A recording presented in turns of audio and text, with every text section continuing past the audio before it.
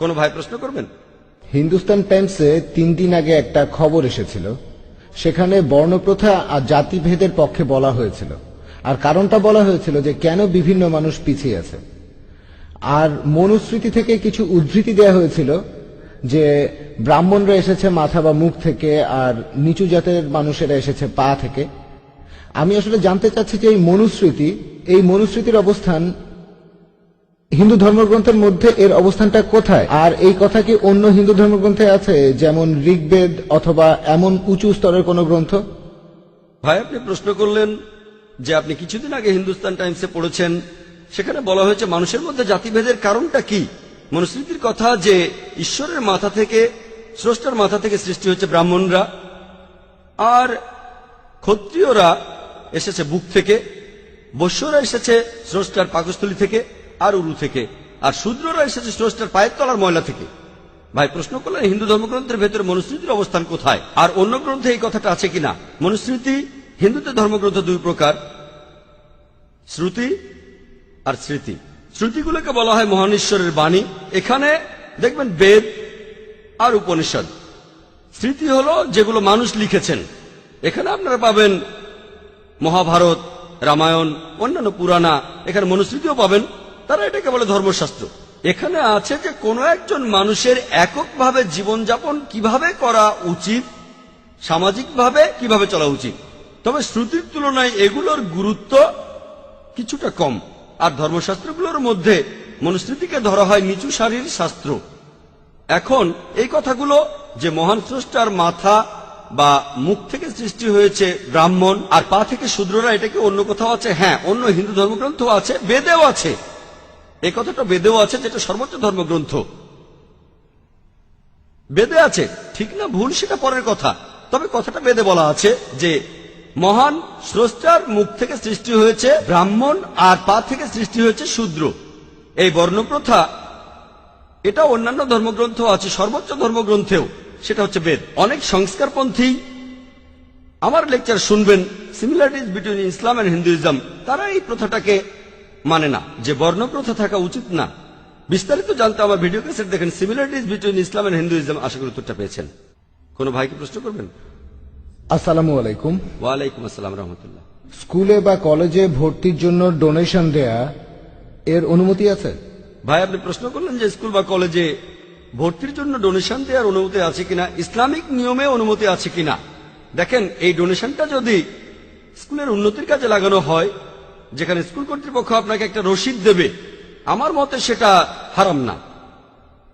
ব্যাপারটা খুব ভালো না, তবে হারামও না। যেমন ধরেন একজন ধনী লোক, তিনি ডোনেশন দিলেন 10,000, 50,000 বা 1 লাখ টাকা, সেটা দিয়ে স্কুলের নতুন বিল্ডিং বানানো হবে বা নতুন টিচার নিয়োগ দেওয়া হবে, তাতে সমস্যা নেই। তবে এটা যদি ঘুষ হয়, সেটা হারাম। ঘুষ আর ডোনেশনের মধ্যে পার্থক্য আছে। পবিত্র কোরআনে সূরা বাকারার 188 নম্বর আয়াতে উল্লেখ করা হয়েছে, অন্যের সম্পত্তি গ্রাস করার জন্য বিচারকদের হাতে ঘুষ দিও না। যদি এটা ঘুষ হয়ে থাকে, সেটা হারাম। ডোনেশন হলে অনুমতি আছে। এখন মানুষ হয়তো বলবে একই জিনিস, পার্থক্য নেই, ঘুষ আর ডোনেশন একই জিনিস, ডোনেশন দেয়া আর ঘুষ দেওয়া সমান। নবী সাল্লাল্লাহু আলাইহি ওয়াসাল্লাম বলেছেন, একজন প্রশ্ন করেছিল উপহার আর ঘুষের মধ্যে আপনি পার্থক্য করবেন কিভাবে। তুমি ওই অবস্থানে না থাকলে, উপহারটা যদি না আসতো, তাহলে ঘুষ।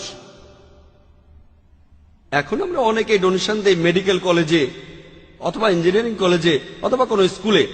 যদি ডোনেশন দেন, আপনি যদি অফিসিয়াল কোনো রসিদ পান আর টাকাটা দিয়ে যদি স্কুলের কোনো উন্নতি হয়, এই উদ্দেশ্যে আসন সংরক্ষিত থাকলে আমার মতে কোনো সমস্যা নেই। কিন্তু ডোনেশনের এই টাকাটা যদি প্রিন্সিপালের পকেটে যায় অথবা ম্যানেজমেন্টের পকেটে, কোনো টিচারের পকেটে, তাহলে হারাম, এটা ঘুষ।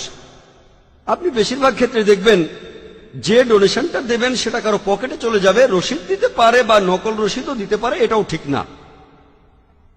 তাহলে যদি ডোনেশন দিতে চান, এই ব্যাপারগুলো দেখতে হবে, আর এই ব্যাপারগুলো দেখে আপনি ডোনেশন দিতে পারেন, টাকাটার সদ্ব্যবহার হবে। তবে যদি তারা সরাসরি ঘুষ চায়, সেটা হারাম। ঘুষ দিয়ে ভর্তি করানো সম্পূর্ণ হারাম। আশা করি উত্তরটা পেয়েছেন। কোন বোন কি প্রশ্ন করবেন? আসসালামু আলাইকুম। ওয়ালাইকুম আসসালাম রহমতুল্লাহ।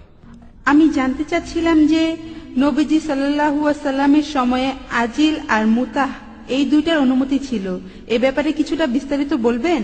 বোন, আপনি প্রশ্ন করলেন যে আমাদের নবীজির সময়ে উজুল মানে সহবাস থেকে বিরত থাকা, আর মুতা মুতা মানে অস্থায়ী বিয়ে, এই দুটোর অনুমতি ছিল। এ ব্যাপারে বিস্তারিত জানতে চাইলেন। একটা হাদিস আছে যে নবীজির কাছে এক লোক এসে বলল সে এই উজুল পালন করছে, অর্থাৎ সে তার স্ত্রীর সাথে সহবাস থেকে বিরত রয়েছে। নবীজি চুপ করে থাকলেন। এর উপর ভিত্তি করে দুইটি মতবাদ। নবীজি চুপ করে থেকে সম্মতি দিয়েছিলেন, আরেকটা দল বলছে নবীজি শুনে খুশি হননি।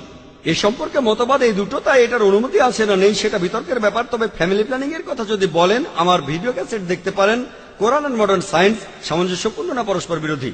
এই হাদিসের উদ্ধৃতি দিয়ে অনেকে বলে অনুমতি আছে, অনেকে বলে না করলেই ভালো, তবে কেউই বলে না এটা হারাম। উজুলকে কোথাও হারাম বলা হয়নি, কোথাও না। আপনার দ্বিতীয় প্রশ্নে আসি, আমাদের নবীজির সময়ে মুতাবিয়ের অনুমতি ছিল?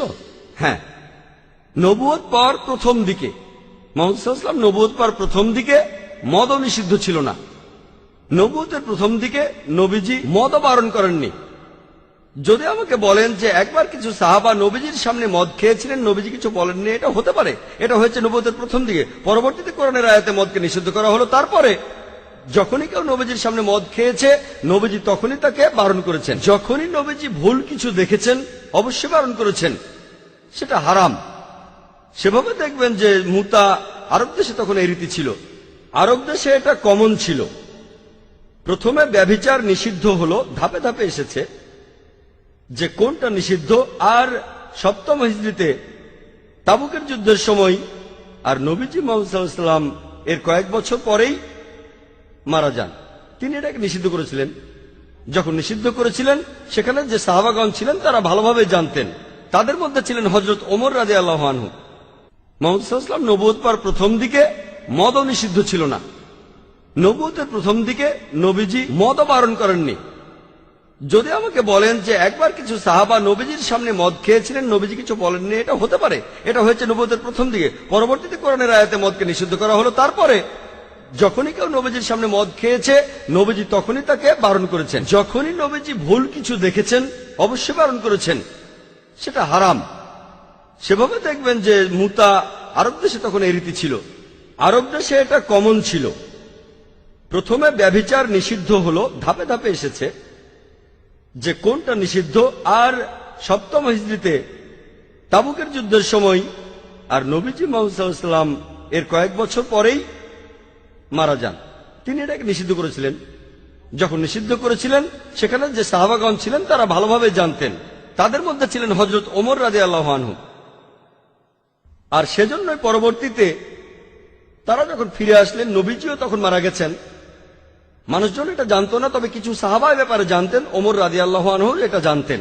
তিনি কঠিনভাবে আইনটা প্রতিষ্ঠা করলেন। এটা ভুল। কিছু মানুষ ভাবলো যে আসলে হযরত ওমর রাদিয়াল্লাহু আনহু তিনি তার নিজের আইনটা তৈরি করেছেন। না, নিষিদ্ধ করেছেন নবীজি মুহাম্মদ সাল্লাল্লাহু আলাইহি ওয়াসাল্লাম।